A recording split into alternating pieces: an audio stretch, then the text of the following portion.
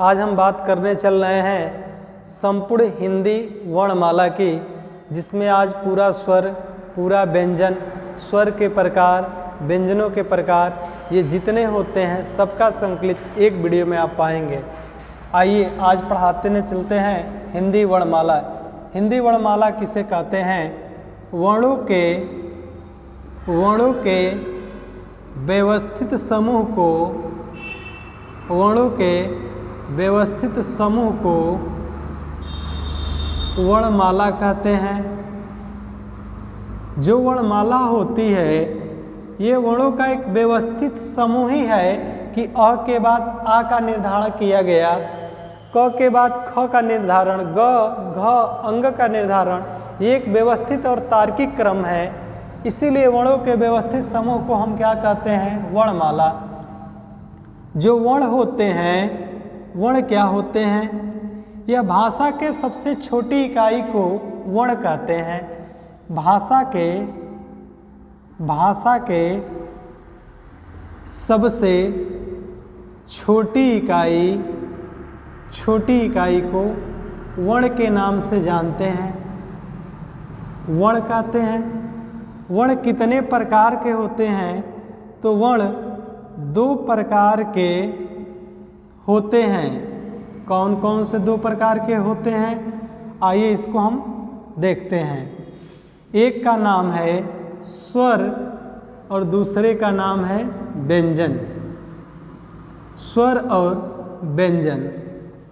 दोस्तों, आज हम बात करने चल रहे हैं स्वर के बारे में। स्वर किसे कहते हैं? ऐसे वर्ण होते हैं, ऐसे वर्ण जो स्वतंत्र रूप से लिखे पढ़े बोले जाते हैं, अर्थात इन्हें किसी सहारा की जरूरत नहीं होती है। ऐसे वर्ण जो स्वतंत्र रूप से लिखे पढ़े एवं बोले जाते हैं, उन्हें हम स्वर कहते हैं। उन्हें हम स्वर कहते हैं। आइए बात करते हैं स्वर कितने प्रकार के हैं। स्वर के प्रकार। अच्छा, हिंदी वर्णमाला में अगर देखा जाए तो कुल स्वरों की संख्या कितनी है? आइए पहले इसे हम देखते हैं। जो स्वर होते हैं हिंदी वर्णमाला में अ, आ, छोटी, बड़ी, छोटा ऊ, बड़ा ऊ, ऋषिरी, ए, ऐ, ओ, औ, अंग और आह। देखा जाए तो प्रश्न यह बनते हैं, कुल स्वरों की संख्या कितनी है? तो कुल स्वरों की संख्या है, तो गिन लें, 2, 2, 4, 2, 6, 2, 8, 2, 10, 2, 12 और 1, 13। हिंदी वर्णमाला में कुल स्वरों की संख्या। अगर पूछ दे स्वरों की संख्या कितनी है, तो हम बताएंगे 11, क्योंकि ये दोनों जो हैं अंग और अ, इन्हें हम काउंट नहीं कहते हैं, क्योंकि इनका नाम ही हो जाता है अयोग वाह। अर्थात ऐसे स्वर जो स्वरों के साथ उच्चारित नहीं किए जा सकते हैं, अर्थात योग नहीं किए जा सकते, उन्हें क्या कहते हैं? अयोग वाह। स्वरों की संख्या होती है 10।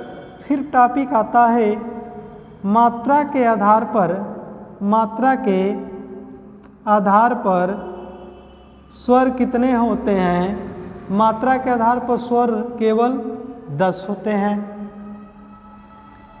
जिन्हें अ की मात्रा नहीं होती है। इसीलिए मात्रा के आधार पर स्वरों की संख्या कितनी बना दी गई है? 10। आइए बात करते हैं मात्रा के आधार पर स्वर का विभाजन। मात्रा के आधार पर स्वर का जो विभाजन है वो कितने प्रकार से किया गया है? पहले का नाम है ह्रस्व, ह्रस्व स्वर।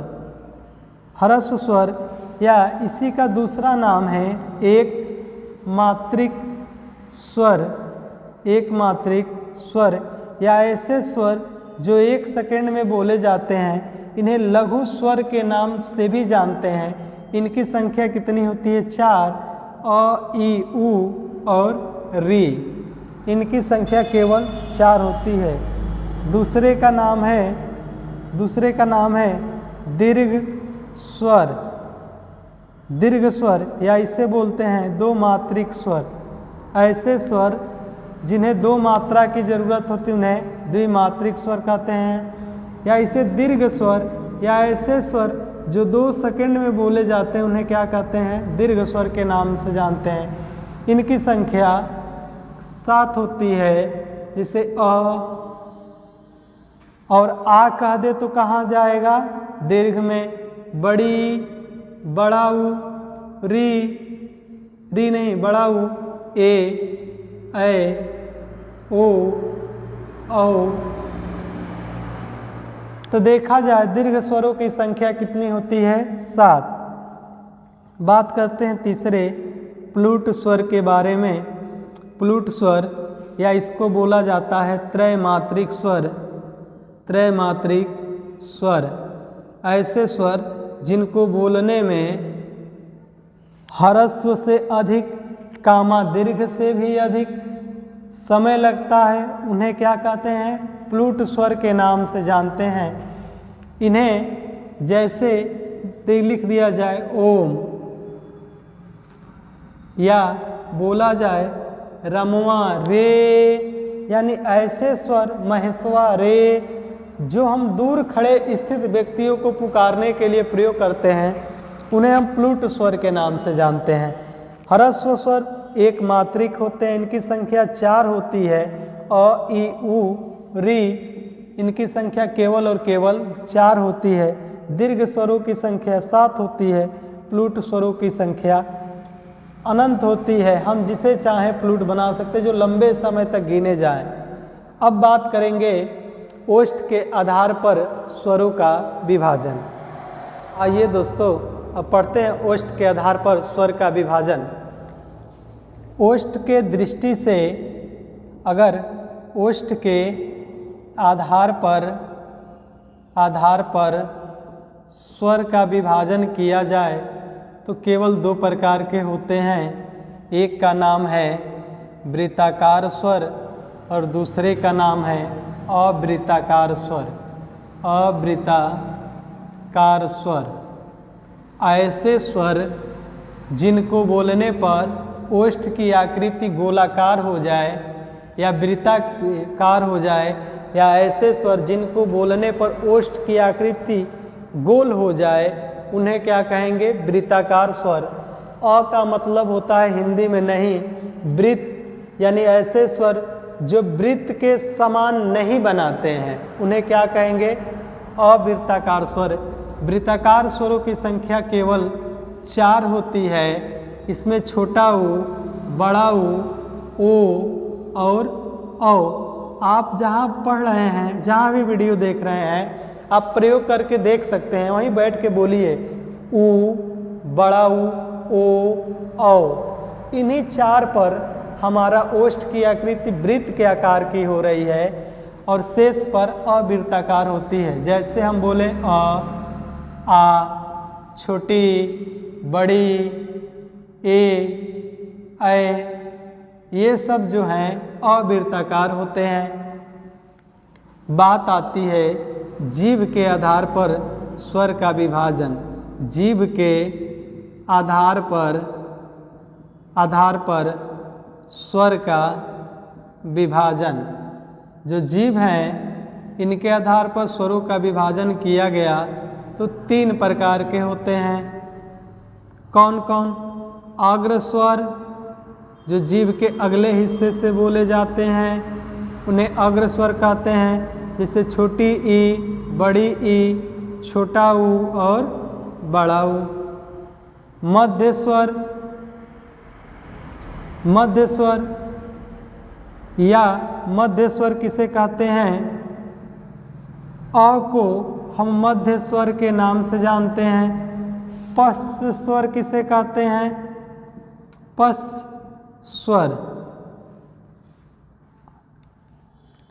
जिसे इसमें होते हैं अग्रस्वर में, जो जीभ के आगे से बोले जाए उन्हें अग्रस्वर कहते हैं। छोटी बड़ी ए और ए को क्या बोलते हैं? अग्रस्वर।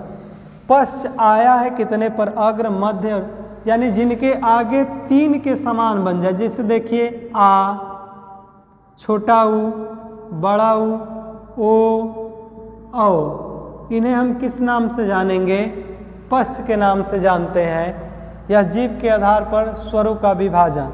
दोस्तों, एक प्रश्न आता है अ के बारे में कि अ के अनेक नाम मिलते हैं। जैसे अ को मध्य स्वर के नाम से जानते हैं, अ को लघु स्वर के नाम से भी जानते हैं, अ को शहीद स्वर के नाम से भी जानते हैं, अ को अमानक स्वर के नाम से भी जानते हैं, और साथ ही साथ अ को जो अ हैं इन्हें हम मात्रा विहीन स्वर भी कहते हैं। इसीलिए मात्रा के आधार पर जब स्वर का विभाजन होता है तो इनकी गणना नहीं करते हैं, इन्हें मात्रा विहीन स्वरों के नाम से जानते हैं। अब बात कर लेते हैं थोड़ा सा अयोगवाह के बारे में। जो अयोगवाह होते क्या हैं? अयोगवाह 2 प्रकार के हैं, एक का नाम अंग और दूसरे का नाम आह। अंग किसे? अंग का मतलब जिनका उच्चारण हम नाक के सहारे करते हैं, यानी जिनके बोलने पे हमारी नाक से ध्वनियाँ निकलती हैं, उन्हें क्या कहते हैं? अंग। नाक से क्या निकलती हैं? ध्वनियाँ निकलती हैं। जैसे हम बोले जंग, तंग, अंग, ये सभी आप नाक दाब के बोल के देख लीजिए, ये ध्वनियाँ नहीं निकलेगी। जंग, तंग, अंग, इन्हें हम अनुस्वार के नाम से जानते हैं। अर्थात जो नाक से ध्वनियाँ निकलते हैं उन्हें क्या कहते हैं? अनुस्वार। तो अ का क्या नाम होगा? अ को हम विसर्ग के नाम से जानते हैं। विसर्ग किसे कहते हैं? जिसमें नाक और मुख दोनों से ध्वनियाँ निकलती हैं, उन्हें क्या कहते हैं? विसर्ग कहते हैं। जैसे लिख दें प्रातः काल। अगर प्रातः काल दोस्त लिखे हैं तो ये प्रातः काल बिल्कुल गलत है। प्रातः काल जब भी लिखा जाएगा तो इस प्रकार लिखा जाएगा, प्रातः अलग और काल अलग, क्योंकि विसर्ग के ऊपर सिरोरेखा, जो हम ये लाइन खींच रहे हैं इसे सिरोरेखा बोलते हैं। विसर्ग के ऊपर सिरोरेखा का निर्धारण नहीं किया जाता है, जिसे दुख लिख देते हैं, लेकिन ये गलत है। दुख को जब भी लिखा जाएगा इस प्रकार लिखेंगे तो ये दुख क्या है? सही है, यानी विसर्ग के ऊपर सिरोरेखा का नहीं होता है। अब आगे हम बात करते हैं दोस्तों व्यंजन के बारे में। आइए दोस्तों बात करते हैं व्यंजन के बारे में। व्यंजन क्या है और उसके कितने प्रकार होते हैं, कौन कौन सी ध्वनियाँ व्यंजन के नाम से जानी जाती है। तो बात करेंगे व्यंजन। व्यंजन कितने होते हैं हिंदी वर्णमाला में? तो उनकी संख्या कितनी है? 33। जो स्वरों का या ऐसे वर्ण जिनको उच्चरित होने के लिए स्वर की जरूरत होती है उन्हें क्या कहते हैं? व्यंजन। व्यंजन अकेले प्रयोग से नहीं बोले जा सकते हैं, इन्हें बोलने के लिए जरूर कोई न कोई स्वर ध्वनियाँ इन्हें सहायता प्रदान करती है। जैसे क बोले हैं तो क, अगर हम क बोल रहे हैं तो क इस प्रकार व्यंजन हो गया, और अ ये क्या है? स्वर। यानी व्यंजन और स्वर से मिल के क्या बनता है? एक वर्ण बनता है, तो इसे हम व्यंजन के नाम से जानते हैं। आइए आगे देखते हैं व्यंजन क्या होते हैं। दोस्तों, जो स्वर के सहारे बोले जाते हैं उसे व्यंजन कहते हैं। व्यंजन 3 प्रकार के होते हैं। पहले का नाम है स्पर्श व्यंजन। अच्छा, स्पर्श व्यंजन क्यों? दूसरे का नाम है अंतस्थ व्यंजन। अंतस्थ व्यंजन और तीसरे का नाम है ऊष्म व्यंजन। ऊष्म व्यंजन। अच्छा, ऐसा क्या जरूरत आया कि इन्हें स्पर्शी व्यंजन कहा गया? क वर्ग होता है, क वर्ग में कितनी ध्वनियाँ आती हैं? क, ख, ग, घ, अंग। च वर्ग च, छ, ज, झ, ञ। ट वर्ग ट, ठ, ड, ढ, अण। त वर्ग त, थ, द, ध, न। फिर बात आती है प वर्ग। प, फ, ब, भ और म। क से लेकर जो म तक के वर्ण हैं इन्हें किस नाम से जानते हैं? तो स्पर्श व्यंजन के नाम से जानते हैं। ये 5, 5, 10, 5, 15, 5, 20 और 5 स्पर्श व्यंजनों की संख्या मूलतः पूछा जाता है तो कितने हैं? 25। अंतस्थ व्यंजनों की संख्या कितनी होती है? 4। इनका नाम है य, र, ल, व। दोस्तों, य और व को हम अर्ध स्वर के नाम से भी जानते हैं। किस नाम से? अर्ध स्वर को।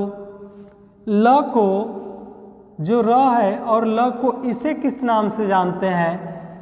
ल को, इसको लुंठित वर्ण के नाम से जानते हैं। इसको प्रकंपित वर्ण के नाम से जानते हैं। र का लुंठित वर्ण, ल को प्रकंपित वर्ण। जो ऊष्म व्यंजन होते हैं स, स, स और ह, इस स का उच्चारण स्थान क्या है? तालु। इस स का उच्चारण स्थान क्या है? मूर्धा। इस स का उच्चारण स्थान दंत। इस ह का उच्चारण स्थान होता है कंठ। हमसे दोस्तों उच्चारण स्थानीय व्यंजनों का पूछा जाता है। इस क वर्ग का उच्चारण स्थान क्या है? कंठ। यानी जो हमारा ये मुख है, हमारा मुख, यहाँ जो ध्वनियाँ निकलती है इसे हम बोलते हैं कंठ ध्वनियाँ। इसके ऊपर का जो छत है इसे हम तालु ध्वनियाँ के नाम से जानते हैं। यानी च, छ, ज, झ, इया, यानी च वर्ग का उच्चारण स्थान क्या है? तालु। ट वर्ग का उच्चारण स्थान क्या है? मूर्धा। और त वर्ग का उच्चारण स्थान क्या है? दंत। और प वर्ग का उच्चारण स्थान क्या है दोस्त? ओष्ठ। दोस्त, ये भी हम कह सकते हैं कि क वर्ग में 25 ध्वनियाँ होती हैं। इन्हें स्पर्श इसलिए कहा गया कि हमारे कंठ, तालु, मूर्धा, दंत, ओष्ठ के सहारे उच्चरित होती हैं या बोली जाती हैं। इन्हें स्पर्श व्यंजन के नाम से जानते हैं। इनकी संख्या केवल 25 होती है।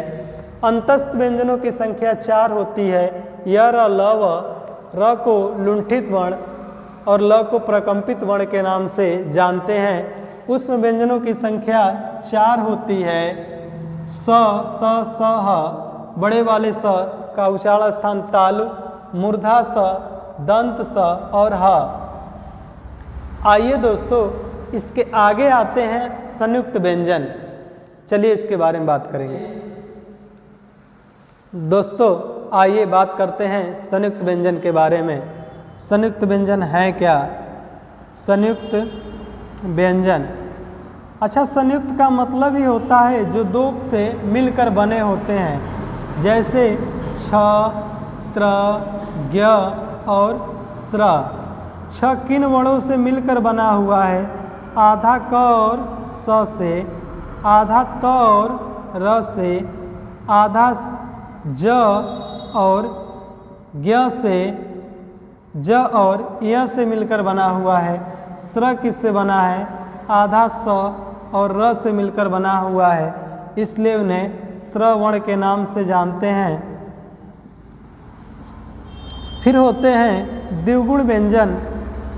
द्विगुण व्यंजन अर्थात द्विगुण व्यंजन क्यों कहते हैं? क्योंकि इनके दो गुण हैं। जिसे ड और ढ के नीचे नुक्ता लगा दिया जाए तो हमारे पास द्विगुण व्यंजनों की संख्या कितनी होती है? इनकी संख्या केवल 2 होती है। संयुक्त व्यंजनों की संख्या 4 होती है। द्विगुण व्यंजन 2 होते हैं, 4 और 2 6, 33 और 6 जोड़ लें तो हमारे पास 39 वर्ण हो जाएंगे और 39 में 13 स्वर को ऐड कर दें तो हमारे पास संपूर्ण वर्णमाला बन के निखर जाती है। अतः वर्णमाला में टोटल 52 वर्ण होते हैं। अब बात करते हैं दोस्तों, कुछ अति महत्वपूर्ण प्रश्न भी यहाँ से पूछे जाते हैं। पूछता है आगत स्वर किसे कहते हैं? यानी जो ये आ के ऊपर इस प्रकार बने हैं इन्हें आगत स्वर के नाम से जानते हैं।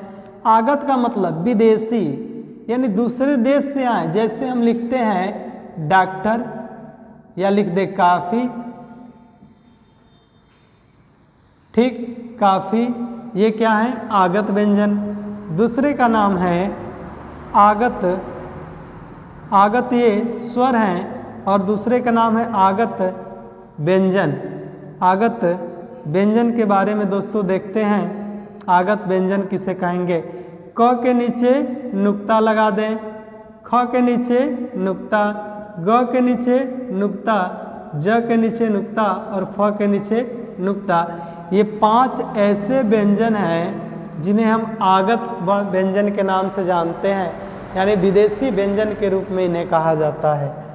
ठीक है दोस्तों, अब हम बात करने चलेंगे, अगले वीडियो में आपसे हम बात करेंगे कि कारक क्या होते हैं और कारक के क्या भेद होते हैं। ठीक है दोस्तों, तब तक के लिए आपको नमस्कार, जय हिंद, वंदे मातरम।